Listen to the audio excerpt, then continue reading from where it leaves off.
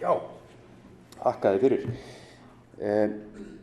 Fasteignamarkaðurinn á 45 mínútum þá þetta svolítið stór pöntun en fyrirkomulagið sem ég ætla að hafa á þessu þannig að ég fer svona bara mjög almennt yfir hvað það sem við erum að gera þegar við fjárfestum í fasteignum. Þetta að skipta markaðinu niður í nokkra hluta og svo eins og Björn sagði að þá þetta niðurstaðan úr lýðræðislegri kosningu ykkar, þannig að þá reiknaði ég með fullt af spurningum á eftir, þannig að þá bara að gera að bauna á mann, en það ég þyrfti að fletta hans í rætt í gegnum glærurnar og ég ætla að tróða öllu sem mér finnst mikilvægt í þessum málum á greinargóðan hátt, þá ég myndi ekki ná að fylgja þessu vel eftir.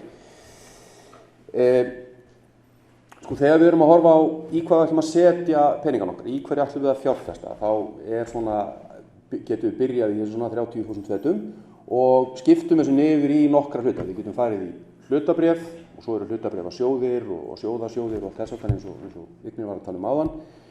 Skuldabréf og þá ríkisskuldabréf eða skuldabréf útgefin af einkaaðilum eða jafnvel skuldabréf útgefin af einkaaðilum eða aðilum svipuðum einkaaðilum með ríkisábyrgð, það eins og til dæmis íbúðalánasjóðsbréf og þess aftan.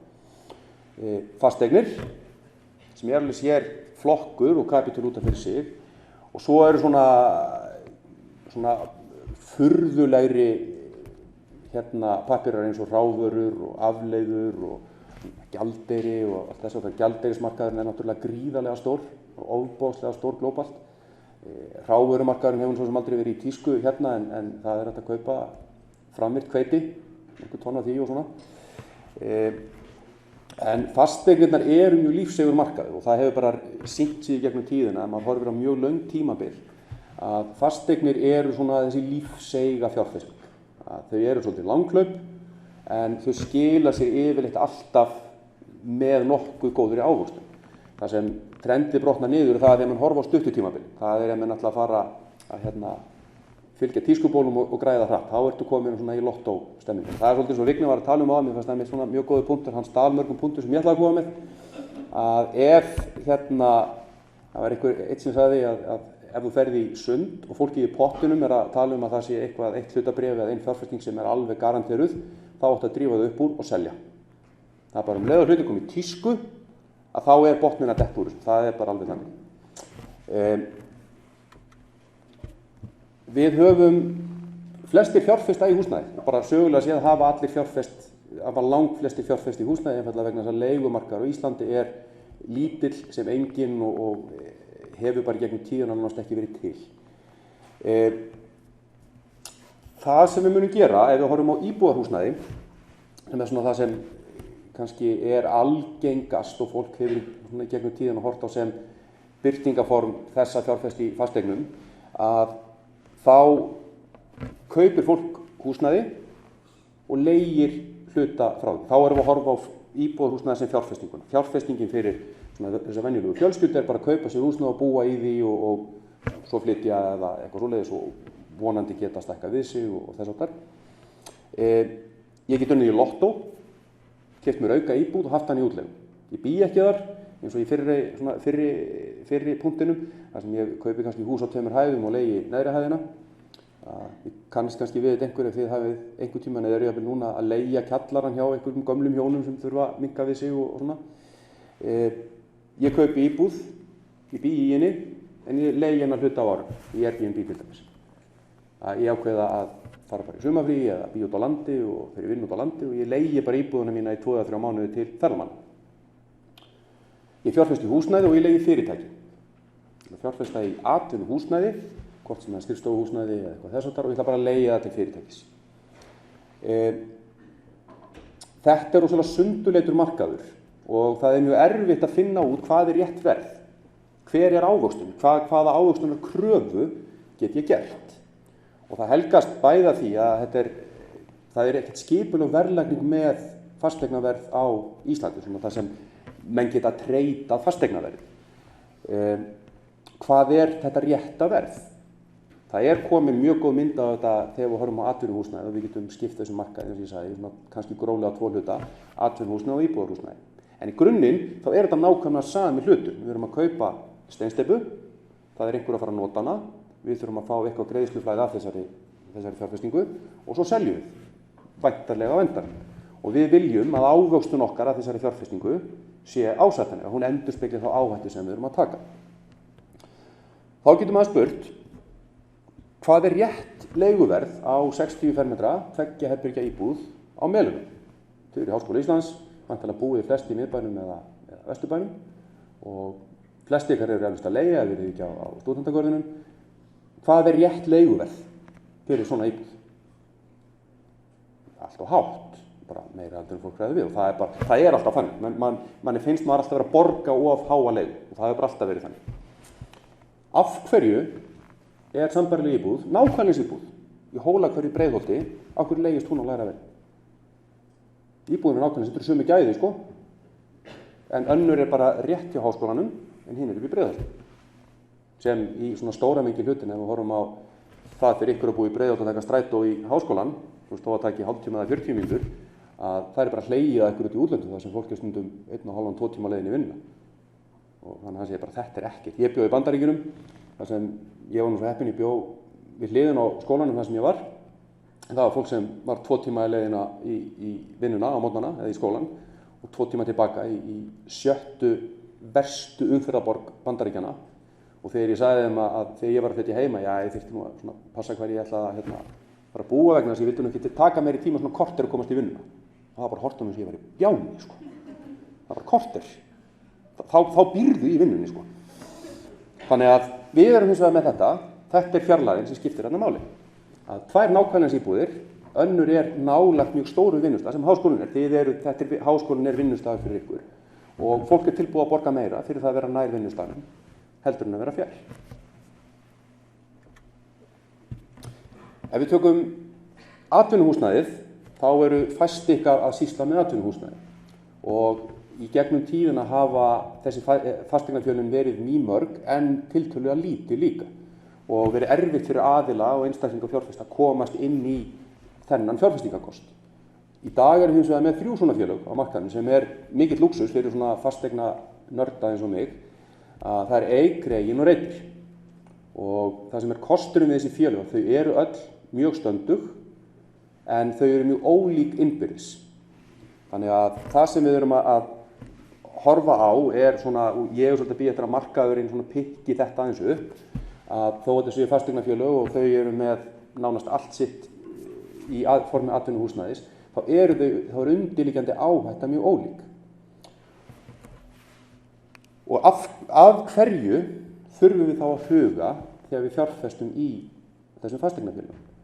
Að hver er þessi undirliggjandi munur og hvar er ávöxtunina að sækja? Er hann að sækja í eitt félag umfram einhver önnur? Og þá erum við í raun og veru að segja það, þegar við fjárfestum í fasteignafélaginu, að þá erum við að fjárfesta í undirliggjandi eignum og getu undirliggjandi eigna til þess að skapa ávöxtun. Og það er í raun og veru þrennt sem menn gera í fasteignum, hvort sem það er atvinnuhúsnæði eða íbúðarhúsnæði. Þú hefur eitthvað markmið, þú tekur tiltekinn tegund af fjárfestum. Þú kaupir, lagfærir og selur. Við farið í fasteignaauglýsingarnar, þá finnið þið svona fasteignaauglýsingar sem enda á því tilvali fyrir handlagna. Það er bara hola. Og þið eru þar bara með spaslið og kíktisbaðan og málinguna í 6 mánuði. Það er fullt af fólki sem gerir þetta og gerir þetta bara mjög vel. Þetta er ofboðslega mikil vinna, en það er fullt af fólki sem er að flippa á svona húsnæði. Kemur inn, gerir húsið upp, mjög handlagið og hefur gott fólk á sínum snærum og gerir þetta jafnvel í frístundum og bara hagnast vel á þessu og þetta skilar góðri ávöxtun. Það er ekki fyrirtæki sem gera þetta. Þetta er bara mikrofjárfesting. Þið farið bara inn með ykkar eigin pening, gerir þetta, seljið og svo endurtakið. Kaupa, leigja og selja. Þetta eru þeir aðilar sem horfa á markaðum og segja það er tækifæri, ég á pening núna, það er tækifæri fyrir mig að koma og leigja og ég ætla síðan að selja eftir einhvern tíma.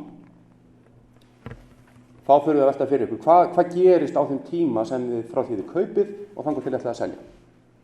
Í fyrra dæminu þá er það mjög skýrt, þið kaupið, svo kemur kostnaður og svo seljið. Þannig að það liggur alveg ljóst fyrir hvernig það ferli er. Ef þið ætlaði að kaupa, leigja og selja, hvað ætlaði að leigja langan tíma? Ef þið ætlið að leigja í skamman tíma þá hefur það áhrif á það hvers konar leigjendur þið fáið og hvað þið geta borgað. Það getur verið bara Airbnb sem mjög fínt en það kemur svo kostnaður á móti. Og ég fer aðeins í það á eftir hvernig kostnaður við þessa tegund af fjárfestingu, hvernig hann mjög oft vanmetinn. Nú, svo líka fólk sem hugsa sér, ég ætla að kaupa og leigja. Og svo bara leigja og leigja og leigja. Ég ætla ekki að taka exposure á það að fasteignamarkaðurinn hækki sem slíkur.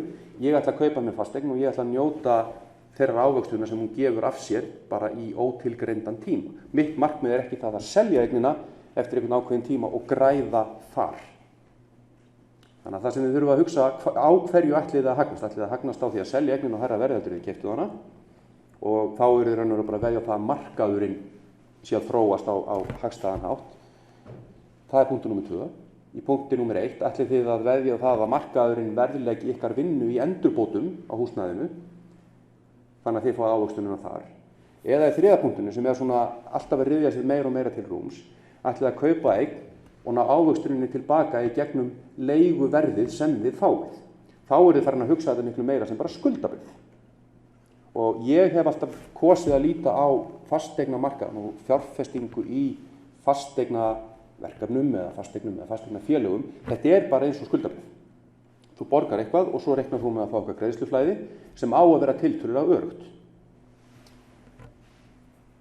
En við erum alltaf að horfa á það eins og með alla aðra fjárfestingarkosti að við viljum fá ásættanlega ávöxtun miðað við þá áhættu sem við tökum.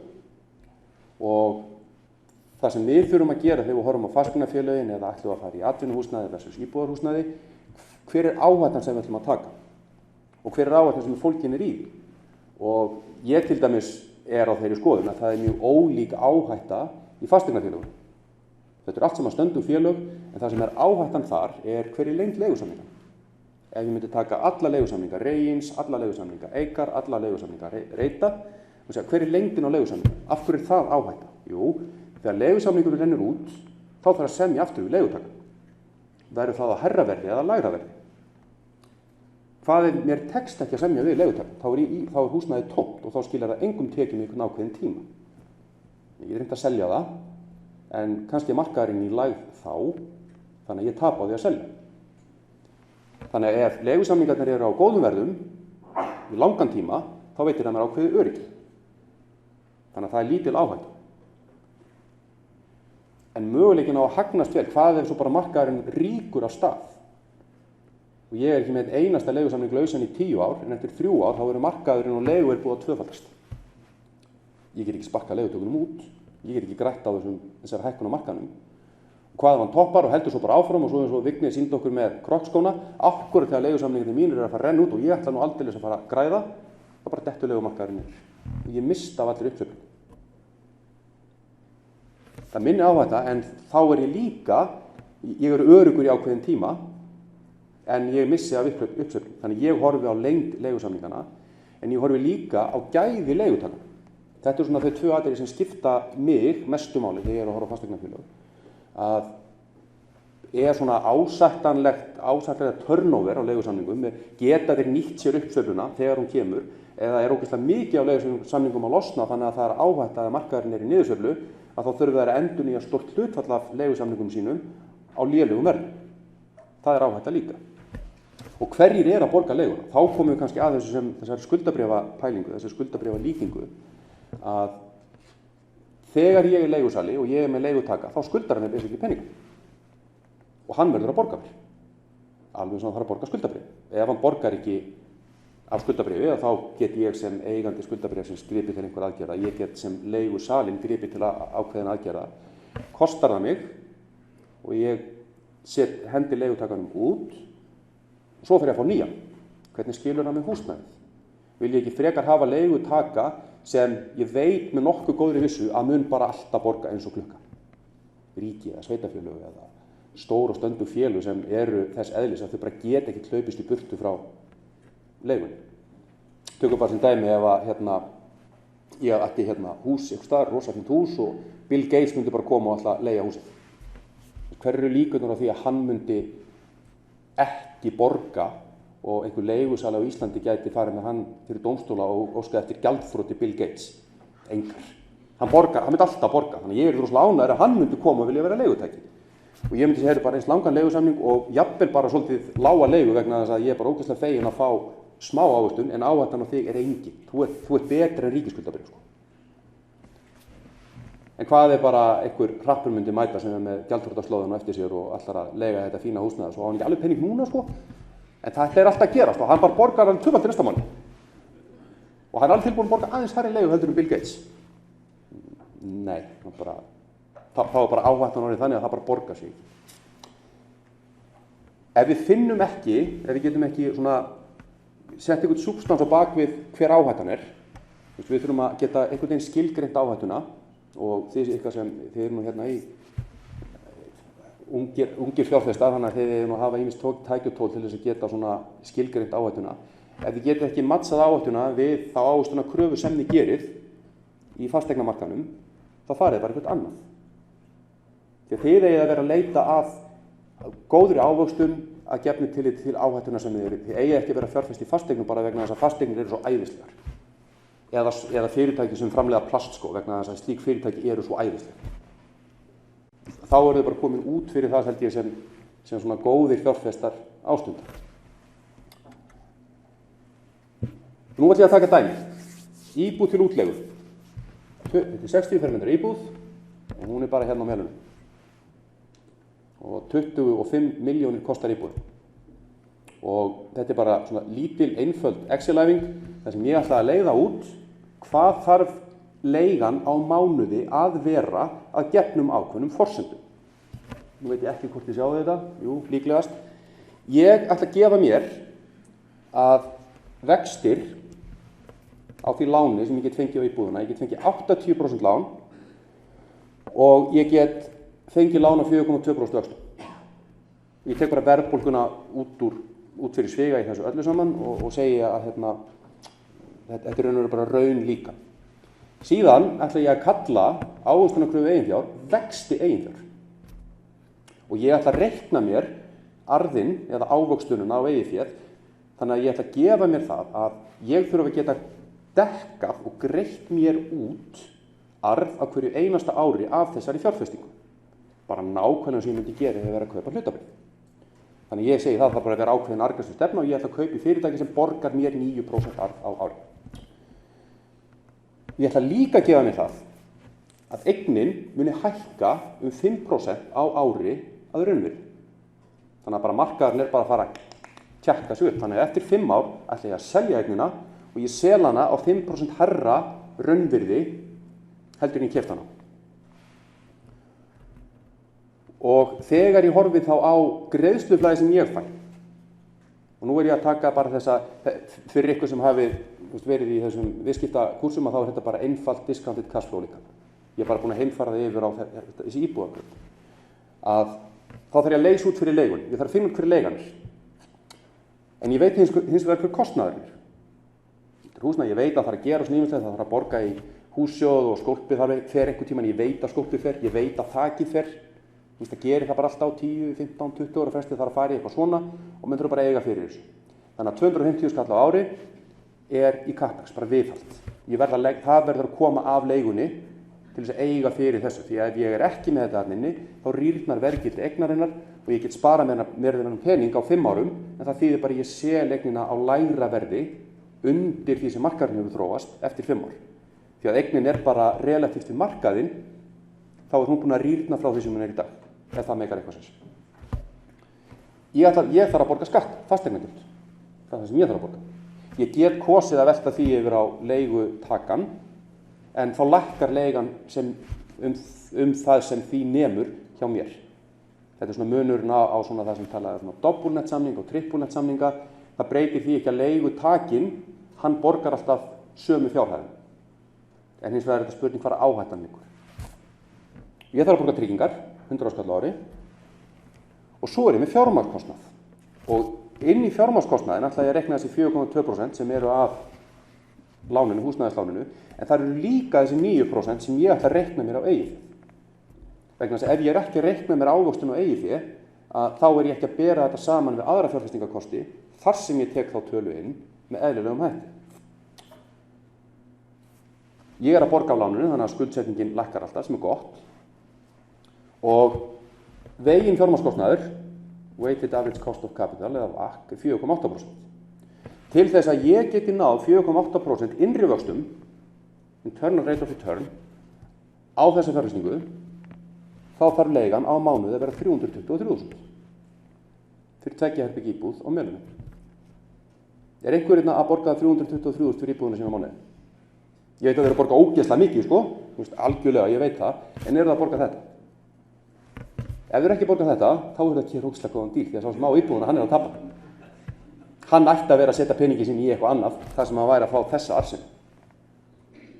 Og 9% raun ávöxtun á hlutabréfamarkaði sem er, hvað er hann upp á árinu? Markaðurinn á hlutabréfamarkaðurinn á árinu. Þannig meiri það. Já. Það er bara, akkur er ekki með hann að peningi hlutabréf. Megar ekkert senn, sko.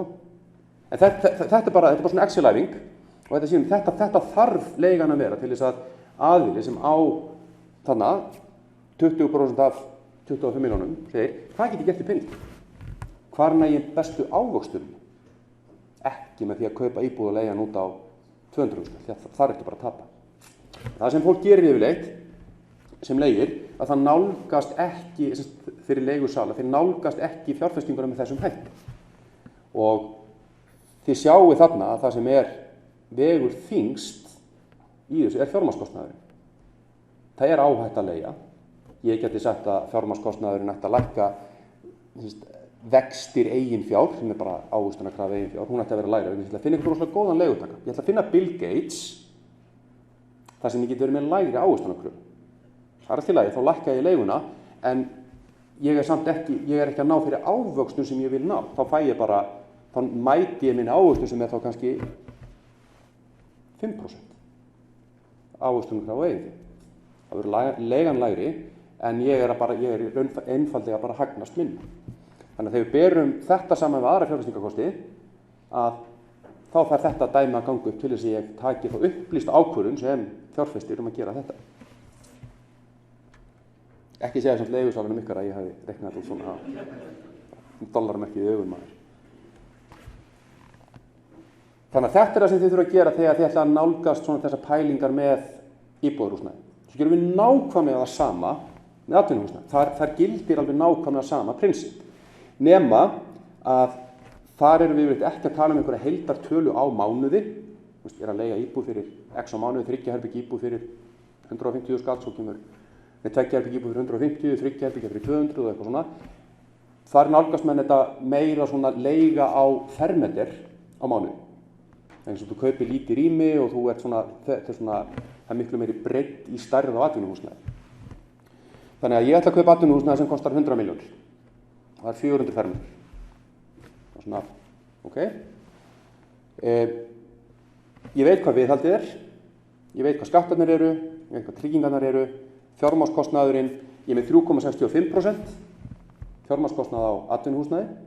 Það er bara með vegna þess að skilvirkara markaður með það. Þetta er, ég fer í bankann og segi ég ætla að fá fjármögnun á þetta húsnæði og bankinn spyr hver er leigutækin, já það er Microsoft. Ok, þú ert alltaf að fara að geta borgað þetta, alltaf að fara að geta borgað á þessu láni. Þessi endanlega uppspretta greiðsluflæðisins er mjög traust. Þannig að ég er með 4,04% innri vexti, weighted average cost of capital. Þannig að hvað þarf leigan að vera á þessu atvinnuhúsnæði til þess að þetta make sense fyrir mig sem fjárfesti. 2.817 krónur á fermeter, sem er dýrt. Þetta er svona parið við það dýrasta atvinnuhúsnæði sem er til í dag. Og þarna sjáum við líka, ef við getum síðan sagt, ok, en ég er náttúrulega, það er miklu minni tilfinningar fólknar því að vera að leigja atvinnuhúsnæði. Þar er ekki fjölskylda og þar er ekki þetta er ekki heimili fólks, þetta er atvinnu, þetta er bara vinnustaður. Plús það, ég get farið inn í fasteignafélög, ég get fundið út þessa tölu. Hvað eiga þau mikið eftir, hvað eiga þau mikið inn? Ég get alveg farið bara í gegnum þann prósess að segja hvað kostar að byggja hús, hvað kostar eitthvað ákveðið og þá er það tilbúið, þá er það komin kostnaður á fermeter. Svo getur bara unnið mig tilbaka og sagði hver þarf leigan að vera til þess að þessi fjárfesting make sense. Og ef það eitthvað bil þarna á milli, ef leigan lægri heldur en hún ætti að vera til þess að þetta make sense sem fjárfestingakostur, þá þarf annarkvort byggingaverð að lækka, þá sambærilegu húsnæði, vegna þess að fólk flakkar miklu frekar með vinnustæðin sinn, heldur en íbúðuna sína, eða leigan þarf að hækka. Og með maður ósáttur það að leiga á atvinnuhúsnæði hækkar, en maður sér ekkert endilega þingmenn koma í pontu og tala að það sé agalegt ástand á markaði með atvinnuhúsnæði. Og það ekki að kalla á sérstök viðbrögð hjá stjórnvöldum það að leigan og atvinnuhúsnæði sé orðin á há, eins og það gerir með íbúðarhúsnæði. Þannig að annarkvort byggingaverð að fara að lækka, sem mjög ólíklegt vegna þess að þetta náttúrulega bara hráefniskostnaður og launakostnaður, eða leiguverð að fara að hækka. Þannig að ef við komumst að því, þegar við erum að skoða fasteignafélögin sem eru með atvinnuhúsnæði, að það bara talsvert svigrúm til hækkunar á leigu sem þýðir meiri tekjur fyrir þau, á þess að það komi kostnaður á móti, þá eru þau góðu fjárfestingarkostur.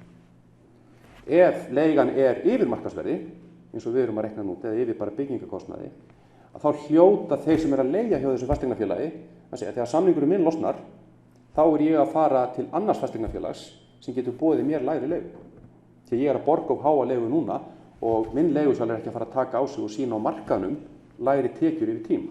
Þannig að ég komin í mjög góða aðstöðu.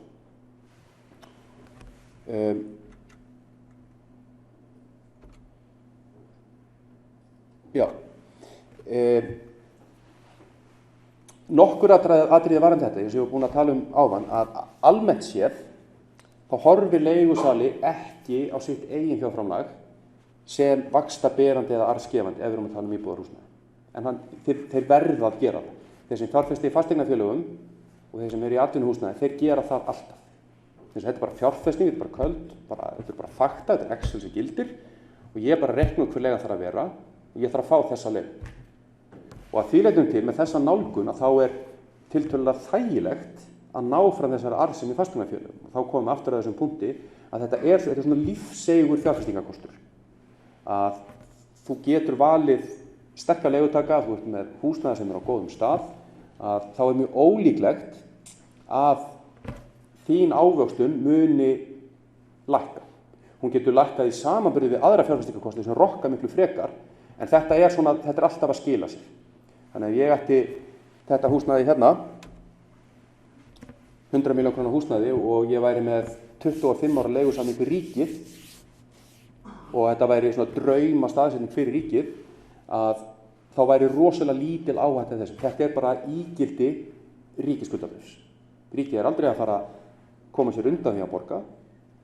Þetta á frábærum stað. Þannig að ég ætti að gera tiltölulega lág ávöxtunarkröfu, en áhættan rosalega lítil. En af því að þetta markaðsleiga og af því að ríkið með langan leigusamningarna, að þá ætti ég að geta verið mögulega að fá betri ávöxtun heldur en á ríkisskuldabréfum, þó að þetta sé sambærileg áhætta.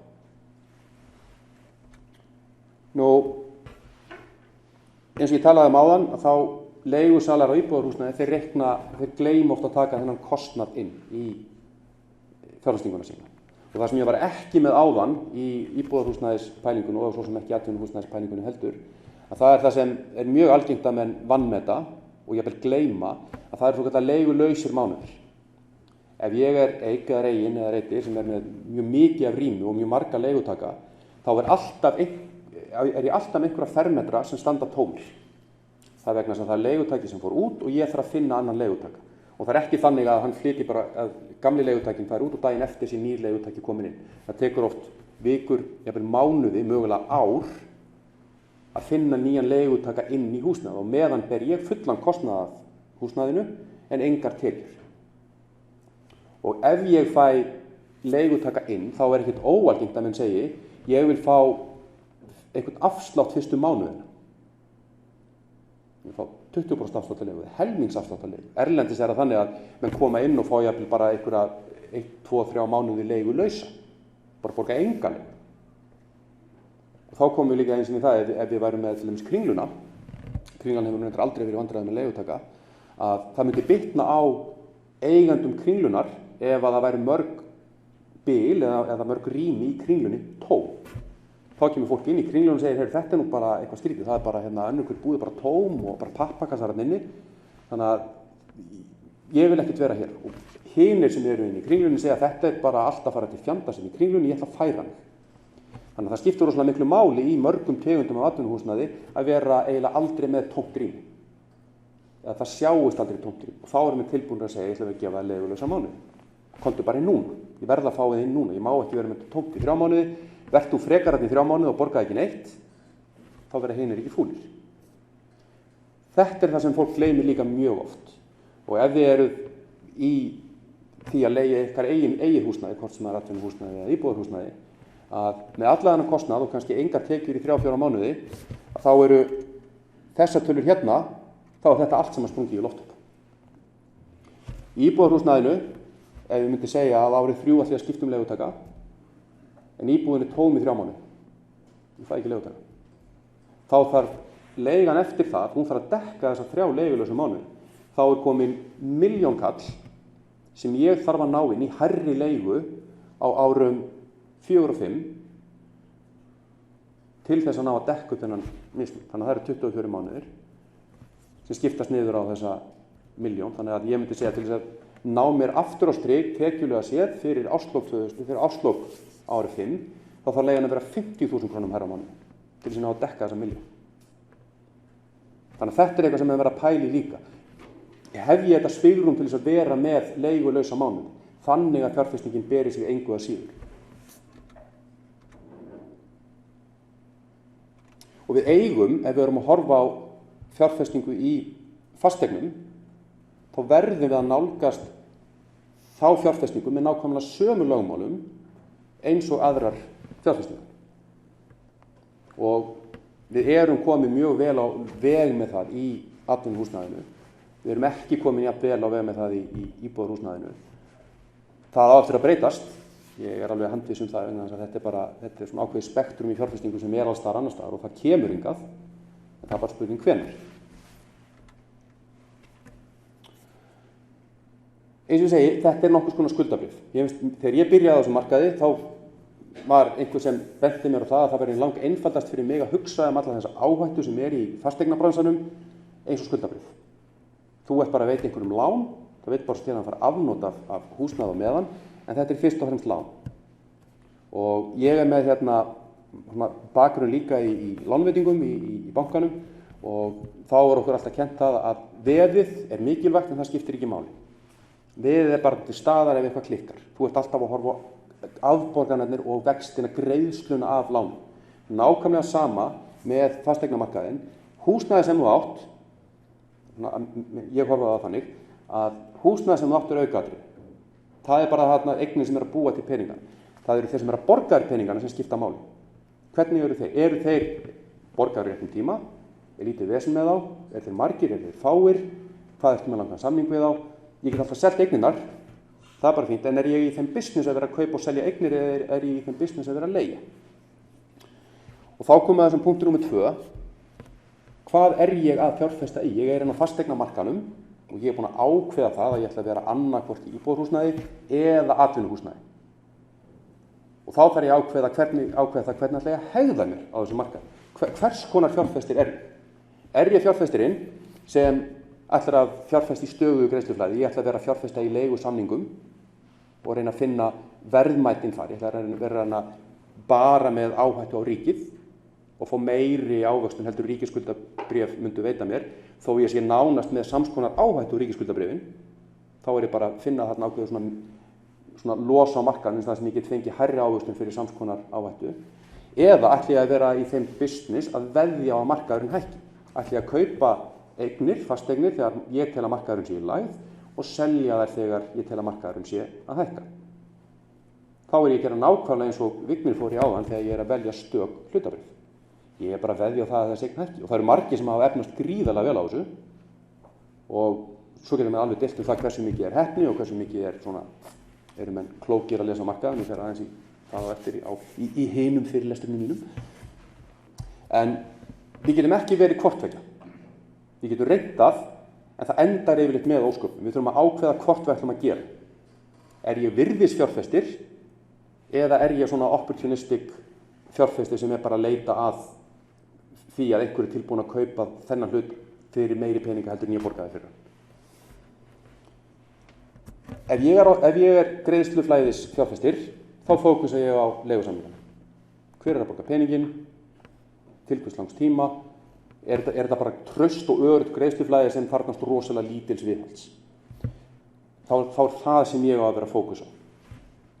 Ef ég ætla að horfa á hækkanir á markaði, sem bara markaðurinn að fara af stað, eftir 6 mánuði eða 5 ár eða 2 ár eða hvernig sem það að þá þarf ég að vera að velja réttu eignir sem ég veit að muni hækka. Og það gerist alltaf og það einmitt svona það sem það flotta við fasteignamarkaðinn að það auðveldara að finna svoleiðis hluti og svoleiðis fjárfestingarkosti heldur en hlutabréfum. Vegna þess að fasteignir, þeir sem leita fasteignum sem hafa þetta element að hækki verði og skila ávöxtun, að þeir fara og segja ég ætla að leita að góðum fasteignum sem eru miðsvæðis í þéttbýli, það í Reykjavík eða á Manhattan. Vegna þess að ef ég kaupi fasteign hérna, þá veit ég að eftir 20 ár, þá alltaf borgin búin að stækka, en það verður ekkert meira byggt hér. Ef þú horfir bara á, eins og niður við höfnina, það sem náttúrulega að fara í uppbyggingu við Tollstjórahúsið og Hörpuna og þar, að þegar sú uppbygging verður klár, þá verður voðalega lítið meira byggt í miðbænum, nema þú kaupir eign og fáir að slá hana niður og byggja upp aðra. Þannig að það er rosalega góð fjárfesting. Að eiga eign, að hafa keypt eign fyrir 20 árum í miðbænum og eiga hann í dag. Það er mjög flott fjárfesting. Ef maður geti farið tilbaka í tímavél, þá myndi ég gjarnan vilja það. En þetta er þessi tími sem við þurfum að hafa. Vegna þess að það kemur ekkert samkeppni húsnæðið á þessum stað. Svo þarf ég bara að halda húsnæðinu vel við og eitthvað svoleiðis. Og þið þekki þetta bara frá, ef þið hefði komið til Manhattan eða svona miðsvæðis í London, að það er afskaplega lítið af tómum lóðum. Það er bara ekki neitt. Þú þarft að kaupa hús og þú þarft að byggja neitt hús, þá verður að byrja á því að kaupa heilt hús og rífa það niður og byggja þitt upp að nýju. Sem er alltaf miklu dýrara heldur en að kaupa bara tóma lóð í útjaðri byggðarinnar og byggja hús þar. En ef við horfum á þennan lengri tíma að það sem er útjaðar í dag, það verður orðið ansi miðsvæðis eftir 20, 30, 40 ár. Það sem Ölger Egil Skallagrímssonar er núna, þar var fyrir 60 árum síðan, þar var sumarbústaðarbyggð Reykvíkinga og kartöflugarðar. Það var bara komið í sveit. Og það myndi enginn kalla þetta sveit í dag, þetta er nú bara svona nokkuð, bara vel miðsvæði, svona þannig. En fyrir 50 árum síðan, ef þið hefðu bara keypt upp land þar fyrir bara klink og sætuð á því í dag, þið væri bara í afskaplega góða máli. En þarna er tímar, þarna er áhættan orðin tími. Og þeir sem eru að horfa á það að kaupa svona eignir, að þeir eru að horfa á þróunarmöguleikana. Þetta er yfirleitt fólk sem hefur afskaplega mikla þolinmæði. Þeir sem eru óþolinmóðir þeir endast afskaplega stutt í þessum bransa. Þannig að þetta er staðsetningin og þróunarmöguleikarnir. Get ég keypt húsnæði sem er bara tiltölulega lélegt í dag eða hefur byggingarétt eða eitthvað þess háttar. Aðeins tökum hérna. Þannig að við gerum svolítið greinamun á því það er annars vegar staðsetningin. Er ég að kaupa bara fullbúið húsnæði sem er afskaplega gott í dag, ég er að veðja á staðsetningin sjálf verði verðmætari. Eða er ég að kaupa eign sem er tilvalin fyrir handlagna, þannig að ég ætla að gera eitthvað við hana og auka verðmætið þannig. Svo erum við búin að fara í þetta varandi þessi greiðsluflæðis fjárfestingu og virðis fjárfestinguna, að þetta er skuldabréfaígildið. Mín skoðun er svo að ég myndi horfa á fáa leigutaka, stóra leigutaka, sterka leigutaka, vegna þess að það lækkar bara umsýslukostnaðinn hjá mér. Ef ég er með marga leigutaka, þá þurfa menn að vera ansi lunknir að stýra þannig safni leigutaka. Eik til dæmis gerir það mjög vel, þeir eru með mjög marga leigutaka. En þeir hafa líka svolítið svona gefið það kannski út að það er bara svo business sem þeir eru í. Þeir vilja vera með fáa leigutaka vegna þess að þá eru þeir að ná að halda leiguverðinu sem næst markaðsverð á hverjum tíma og þeir eru bara með fólk sem kann þetta rosalega vel. Svo eru aðrir sem koma að segja, nei, við viljum ekki gera það, vegna þess að við erum með fólk sem kann að stýra stórum leigutökum sem hafa svona dálítið góða samningsaðstöðu innan okkar eignasafns. Við erum með aðrir sem kunna að stýra því rosalega vel. Þetta er bara 2 gjörólíkar fjárfestingar. Og þetta er svona það sem markaðurinn vonandi fer svona að hugsa meira í hverju eru þessi fasteignafélög góð og hversu geta þau orðið betri í því sem þau eru góð, því að þau eru ekki eins. Þó svona markaðurinn sé svona svolítið að verðleggja þau, eða svona hefur gerðið allavega framan af með svipuðum hætti.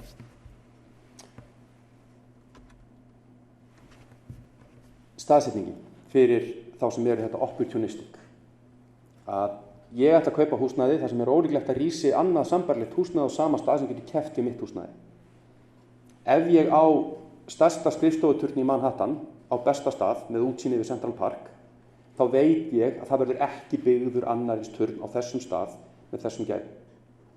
Þannig að ég get alveg verið að fá ansi góða leigutakaðan inn og rukkað ansi háa leigu, jafnvel hæstu leiguna á markanum, bara út á staðsetningunni. Ekki vegna þess að húsið eitthvað svo sérstakt, heldur bara vegna þess út á staðsetningunni. Þróunarmöguleikar. Get ég byggt ofan á húsið?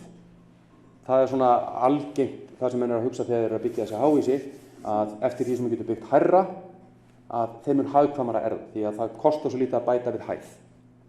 Get ég stækkað það? Er byggingarréttur sem fylgir húsnæðinu? Má byggja bak við húsið? Eða er húsið þess eðlis að ég get hæglega slegið það niður og byggt upp annað? Get ég endurnýjað? Og þá komum við kannski einmitt að þessu. Þarna getum við tengt saman þessar tvo svona fjárfestingastíla eða pælingar.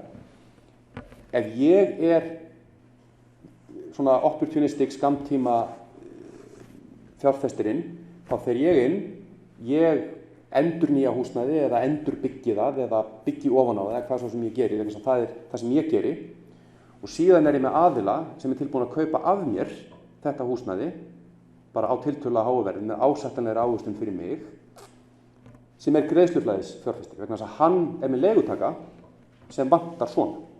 Og þetta getur maður alveg séð sem svona samspil ákveðina félaga bara á markaði, að það eru þarna tvö félög eða mögulega bara geirar innan sama félags, þar sem menn sérhæfa sig í þessum þáttum.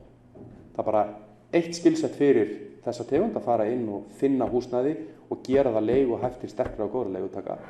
Og svo er annað skilsett sem sér að finna þá leigutaka og viðhalda þeim. Þegar mér er að blanda þessu saman og sami aðilinn reynir að gera þetta, þá fer ekki yfir því þessu. Eða er húsnæði einfaldlega bara autt? Er ég góður í því að finna leigutaka?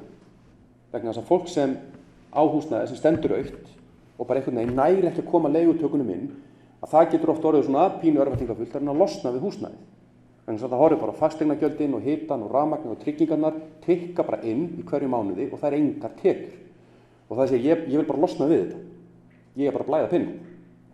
Ég kem svo kannski inn sem aðilinn sem er óbúslega vel tengdur inn á markaðinn og ég veit alla sem er að leita sér á húsnæði. Og ég næ að púsla einhverju svona saman og gera það tekjubyrjandi. Þá er ég svona áriðin þetta svona sambland af þessum tveimur, þó ég sé að gera raun og veru hvort. Ég er ekki að reyna að endurbyggja húsnæði eða stýra sterkum leigutökum, ég er bara góður í að fylla húsnæði. Og það er aðilega sem gera þetta erlendis, kaupa tómt húsnæði, gera ekkert við það, ekki neitt, eru bara ógeðslega góður að finna leigutaka. Koma leigutökunum inn, skrifa undir leigusamningana og selja og fá ágætis ávöxtun fyrir það.